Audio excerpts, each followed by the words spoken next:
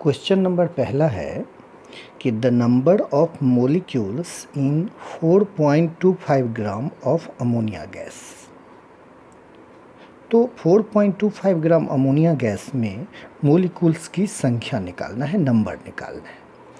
तो इसके लिए हमने ऐसे सॉल्यूशन करने का प्रयास किया है कि number of moles wait by molecular wait. तो वेट यहाँ अमोनिया का 4.25 ग्राम दिया है, मॉलिकुलर वेट 17 होता है। कैलकुलेट करने पर ये 1/4 मोल आ जाएंगे और मोल को हम एवोगैड्रो नंबर से भी रिप्रेजेंट करते हैं क्योंकि नंबर ऑफ मोलिकुल्स निकालने हैं। तो 1/4 और एवोगैड्रो नंबर की वैल्यू 6.022 10⁻23 और जब हम इसे कैलकुलेट करेंगे तो ये 1.5 10⁻23 मोलिकुल्स आ जाएगा, जिसके हिसाब से हमारा इसमें ऑप्शन जो है वो दूसरा होगा। क्वेश्चन नंबर दूसरा है कि number of atoms in 0.1 mole of tetra atomic gas. एक टेट्रा एटॉमिक गैस है, मतलब जिसकी एटोमिसिटी 4 हो। तो अगर उसका 0.1 मोल लिया जाए तो उसमें टोटल एटम की संख्या क्या होगी। तो इसके लिए हमने ऐसे किया कि टेट्रा एटॉमिक गैस मान लिए A4। तो A4 अगर है तो इसमें 4 ठो A का एटम्स होगा। तो अगर ये 1 मोल लेंगे तो इसका 4 टाइम्स 4 मोल हो जाएगा। तो अगर ये 0.1 मोल लिया जाए तो ये 0.4 मोल्स हो जाएंगे। तो 0.4 मोल की जगह पर एवोगैड्रोस नंबर, एवोगैड्रोस नंबर की वैल्यू ये। अब जब हम इसको मल्टीप्लाई करेंगे तो 2.4 10⁻23 एटम्स ऑफ ए आ गए और इसके हिसाब से इसमें हमारा ऑप्शन 3 जाता है। तीसरा क्वेश्चन अपना है कि volume occupied by 1 molecule of water, density 1 ग्राम पर सेंटीमीटर क्यूब दिया हुआ है। तो क्योंकि एक वाटर मोलिक्यूल का वॉल्यूम निकालना है तो हम क्या किए कि मास ऑफ 1 मोलिक्यूल लिए। तो 1 मोलिक्यूल का मास होता है, मोलिकुलर वेट के आगे AMU लगा दे, आराम से कैलकुलेट हो जाएगा। तो मास ऑफ 1 मोलिक्यूल वाटर, तो मोलिकुलर वेट 18 वाटर का और AMU लगा दिए। और जैसे कि हम जानते हैं कि एक AMU का वैल्यू 1.66 10⁻24 ग्राम होता है। तो AMU की जगह पर ये वैल्यू प्लेस कर देना है। तो ये हो गया 18 × 1.66 × 10⁻24 ग्राम। अब 1.66 को 5/3 भी लिख सकते हैं, तो इससे आराम होगा कैलकुलेट करने में। तो कैलकुलेट करने के बाद 3 × 10⁻23 ग्राम आ गए। ठीक है, ये किसका आया? एक वाटर मोलिक्यूल का मास। तो हमें तो वॉल्यूम पूछा जा रहा है, तो वॉल्यूम 1 मोलिक्यूल वाटर का क्या होगा? तो एक मोलिक्यूल का मास बटा डेंसिटी। एक मोलिक्यूल का मास अभी अभी हमने ये निकाला और डेंसिटी पानी का 1 ग्राम पर सेंटीमीटर क्यूब होता है। तो ग्राम और ग्राम कैंसिल हो जाएगा और 3 × 10⁻23 सेंटीमीटर क्यूब आंसर हो जाएंगे और इसके हिसाब से हमारे ऑप्शन ये 4th ऑप्शन हो जाएगा इसमें। अब हम क्वेश्चन नंबर 4 देखते हैं। Haemoglobin contain 0.334% of iron by weight. The number of iron atoms present in 1 molecule of haemoglobin. और हीमोग्लोबिन का मोलर मास 67,200 दिया हुआ है। तो कहने का मतलब ये है कि हीमोग्लोबिन का जो भी मास होगा उसका महज 0.334% उसमें आयरन होगा। ये क्वेश्चन में दिया हुआ है। तो अब हम इसमें नंबर ऑफ आयरन एटम निकालने के लिए क्या किए हैं कि मास ऑफ 1 हीमोग्लोबिन मोलिक्यूल क्या होगा, तो मोलिकुलर वेट के आगे AMU लगा दिए। तो ये हो गया 67,200 AMU। अब न्यूमेरिकल के हिसाब से according to problem mass of iron atoms जो है, जो भी मास हीमोग्लोबिन का होगा उसका 0.334% है। तो हीमोग्लोबिन का ये एक हीमोग्लोबिन मोलिक्यूल का मास हो गया और ये इसका परसेंटेज आयरन का। तो टोटल कैलकुलेट करने पे 224 AMU आता है। तो नंबर ऑफ आयरन एटम निकालने के लिए फॉर्मूला होगा मास ऑफ आयरन एटम्स जो भी हो उसमें अब divided by mass of 1 iron atom. तो mass of iron atoms total तो 224 AMU है और एक आयरन एटम का मास 56 AMU होता है। तो अगर हम इसको कैलकुलेट करें तो ये आंसर 4 आ जाएगा। इसका मतलब हुआ कि एक हीमोग्लोबिन मॉलिक्यूल में 4 आयरन के एटम प्रेजेंट होंगे और आंसर हो जाएंगे कौन सा, 4। अब हमारा क्वेश्चन नंबर 5 है। प्रॉब्लम है कि 2 different elements A and B form compound A3B2 and AB2. If 0.05 mole of A3B2 weighs 9 gram and 0.1 mole of AB2 weighs 10 gram, the atomic weight of A and B are respectively क्या होगा, इसमें निकालना है। तो इसके लिए हम करते क्या है कि मास ऑफ 1 मोल स्पेसीज होता है मोलर मास। तो फॉर A3B2 मोलिक्यूल 0.05 मोल का मास है 9 ग्राम। तो 1 मोल का मास कितना होगा, 9/0.05, तो ये 180 ग्राम हो गया। इसका मतलब मोलिकुलर वेट A3B2 का 180 हो गया। तो इसमें 3 ठो A एटम और 2 ठो B एटम है, इसलिए 3A + 2B = 180। इसे इक्वेशन फर्स्ट मान लेते हैं। For AB2 molecule 0.1 mole of AB2 है, तो इसका मास 10 ग्राम दिया हुआ है। तो 1 मोल लेंगे तो 10/0.1 मतलब 100 ग्राम। तो मोलिकुलर वेट ऑफ A3B2 हो जाएगा 100। तो इसीलिए इसमें A + 2B = 100 ग्राम, क्योंकि यहाँ पर AB2 होना चाहिए था। नाउ फ्रॉम इक्वेशन फर्स्ट, इस इक्वेशन से 3A और ये 2B के जगह पर हम 100 - A ले सकते हैं। तो ये 180 हो गया। तो 2A = 80, तो A = 40 और B के जगह पर कितना लेंगे हम, तो B के जगह पर हम लेंगे 100 - A/2। तो 100 - A/2 100, A की जगह पर 40 डालेंगे, अब बाई 2 कर देंगे तो आंसर आ जाएंगे 30। ओके, मतलब इसका ऑप्शन हो गया 2। A का एटॉमिक वेट 40 और B का atomic weight 30।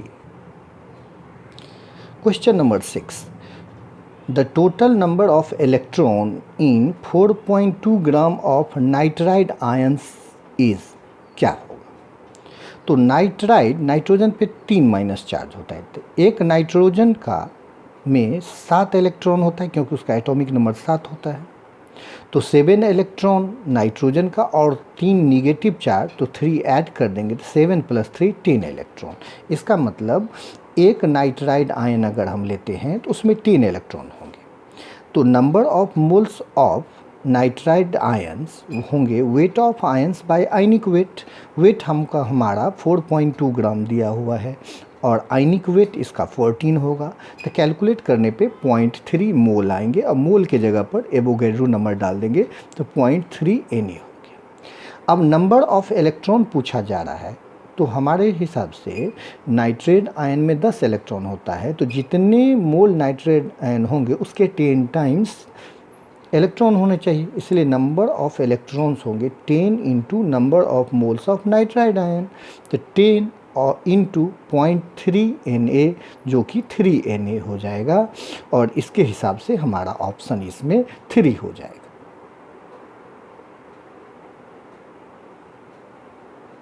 Question number 7, ammonia gas is passed into water yielding a solution of density 0.93 gram per centimeter cube and containing 18.6% ammonia by weight.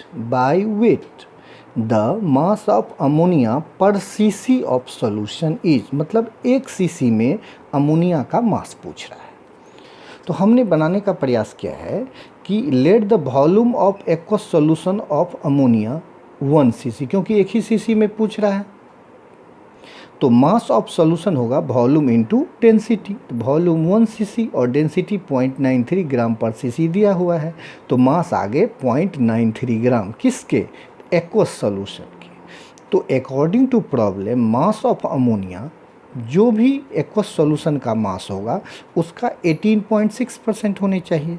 तो aqueous solution का मास है 0.93 gram into 18.6/100, क्योंकि 18.6% थे, और calculate करने पे 0.172 ग्राम पर सेंटीमीटर पर क्यूबिक सेंटीमीटर आया। इसके हिसाब से इसके ऑप्शन 1 होने चाहिए।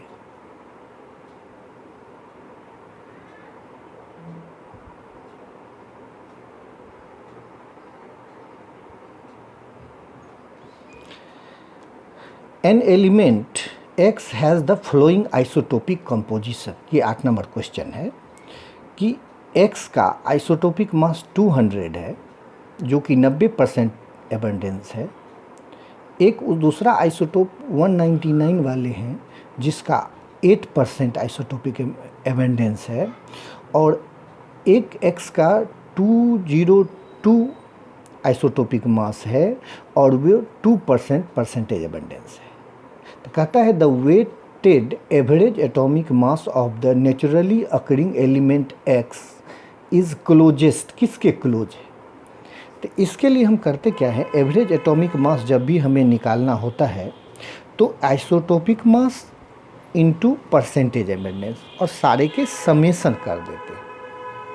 तो एवरेज एटॉमिक मास देखिए, तो पहला आइसोटोप जो है उसका आइसोटोपिक मास कितना है 200, तो ये हो गया 200 AMU का 90% प्लस 199 AMU का 8% प्लस 202 AMU का 2%। कैलकुलेट करने पे ये इतना AMU आया जो कि अप्रॉक्सीमेट 200 AMU के करीब आया, और इसके हिसाब से इसमें आंसर सेकंड हो जाएंगे।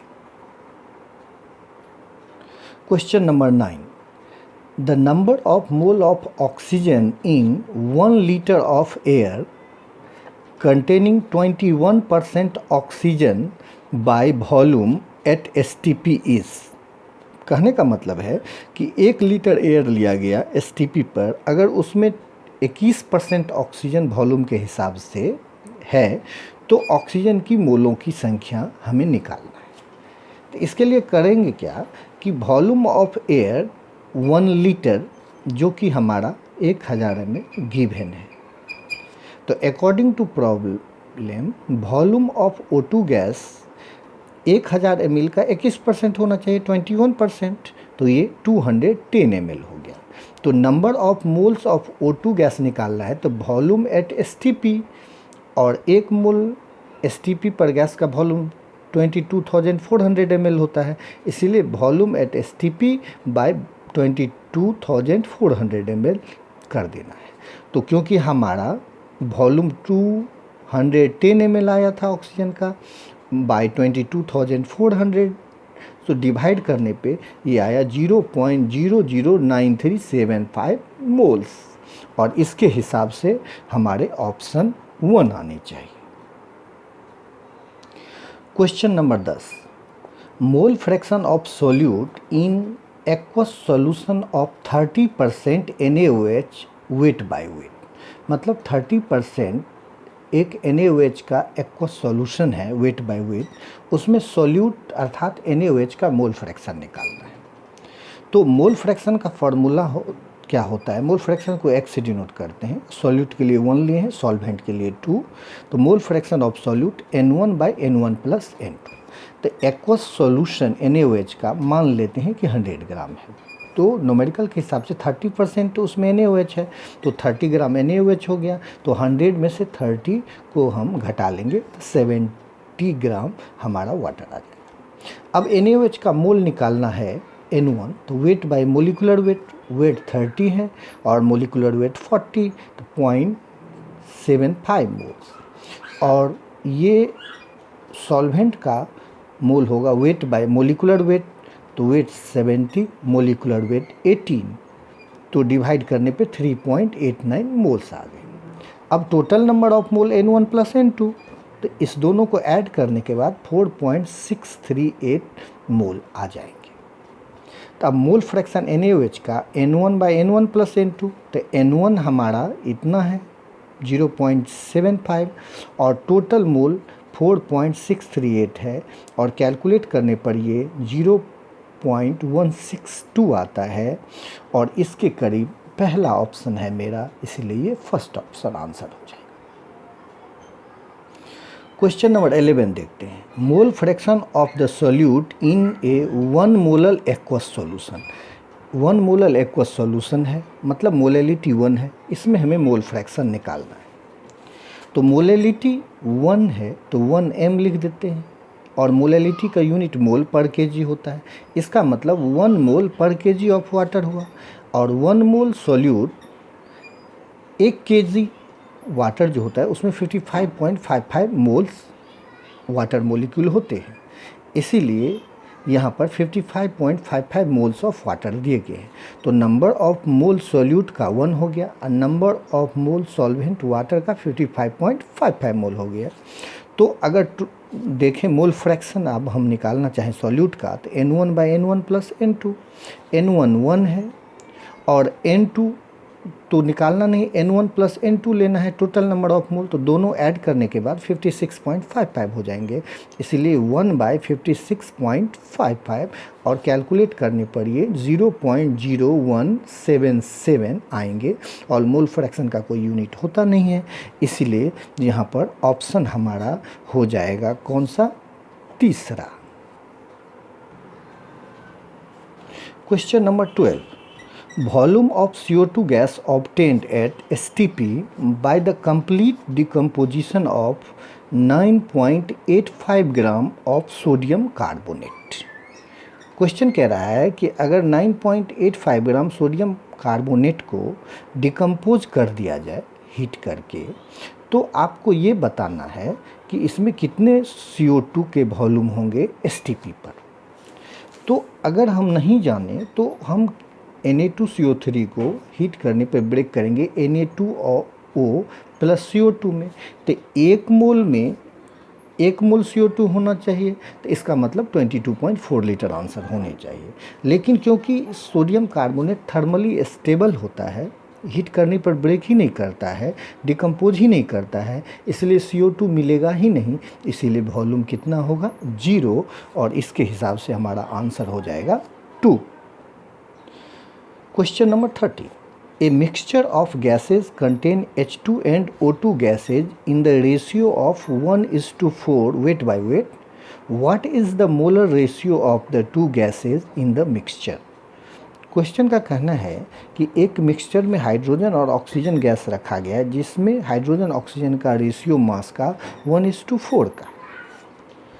तो अब हमें करना क्या है कि ये गैसियस मिक्सचर है H2 और O2, लेट द मास।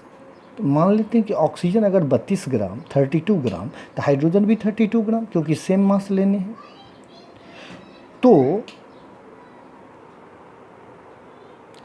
तो गैसियस मिक्सचर में H2 और O2 गैस है, तो मान लेते हैं कि मास में 32 ग्राम हमने O2 लिया, तो इसका 1/4 8 ग्राम जो होगा वो हाइड्रोजन हो जाएगा। तो अगर मोल निकाला जाए तो वेट बाय मोलिकुलर वेट 8/2, और ये 32/32, तो ये 1 मोल, तो ये 4 मोल, इसीलिए 4:1 का आएगा, और इसके हिसाब से इसमें आंसर 3rd होने चाहिए। क्वेश्चन नंबर 14 है कि the crystalline salt Na2SO4.X2 on heating loses 55.9% of its mass and becomes anhydrous. The formula of crystalline salt is क्या होंगे? तो न्यूमेरिकल कह रहा है कि एक हाइड्रेटेड सॉल्ट है, उसको हीट करेंगे तो जाहिर है कि वाटर रिलीज हो जाएगा। तो अगर 55.9% उसमें वाटर हो तभी तो इतना मास डिक्रीज करेगा। तो हमें कंपाउंड का फार्मूला बनाना, तो हम क्या किए, मोलिकुलर वेट Na2SO4.X2 का निकाले, तो ये टोटल Na2SO4 का 142 आता है, और वाटर का 18, क्योंकि X2 है तो 18x।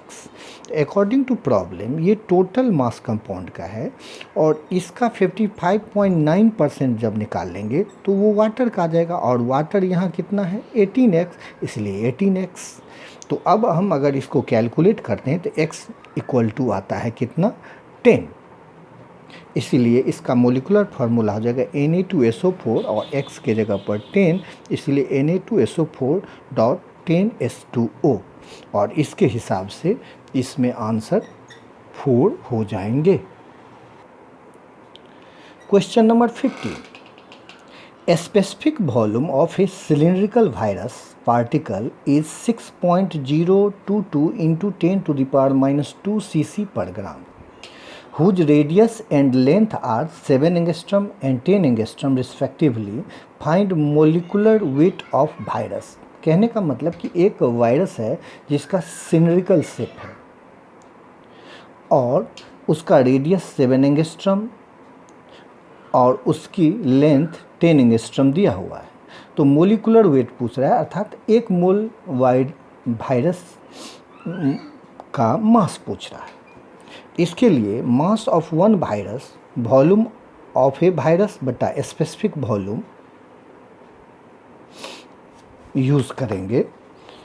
तो हम देखते हैं कि इसे कैसे सॉल्व करें। The shape of virus cylindrical है तो वॉल्यूम ऑफ ए सिलेंडर क्या होता है πr²h, तब π22/7 into 7 into 10 to the power minus 8 centimetre का स्क्वायर, क्योंकि एक angstrom 10 to the power minus 8 centimetre होता है और 10 एंगस्ट्रम लेंथ है, हाइट है, तो 10 into 10 to the power minus 8 centimetre. Calculate करने पर ये 1.54 into 10 to the power minus 21 centimetre cube आया। तो मास ऑफ वन वायरस कितना हो जाएगा, तो volume of A virus by specific volume.